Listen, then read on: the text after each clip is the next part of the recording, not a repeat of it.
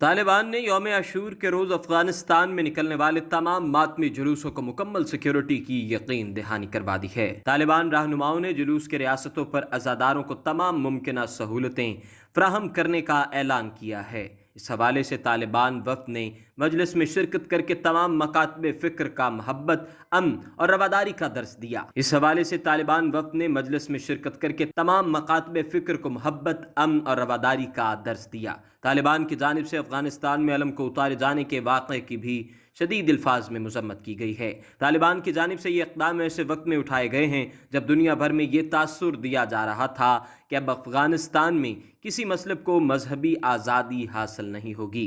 तालिबान के अहम रहनुमाओं की जानिब से कहा गया है कि मुहर्रमुल हराम का एहतराम यकीनी बनाया जाएगा और किसी को इश्तियाल में आने की इजाज़त नहीं दी जाएगी। याद रहे कि अमरीकी फ़ौज के इनखला के बाद तालिबान ने हाल ही में अफ़गानिस्तान का कंट्रोल अपने कब्ज़े में लिया है, जिसके बाद सबके लिए आम मुआफ़ी का ऐलान किया है। अगर आपने अभी तक हमारा चैनल सब्सक्राइब नहीं किया तो अभी सब्सक्राइब करें और बेल आइकॉन को क्लिक करके हमारी लेटेस्ट वीडियोस के बारे में अपडेट जानें।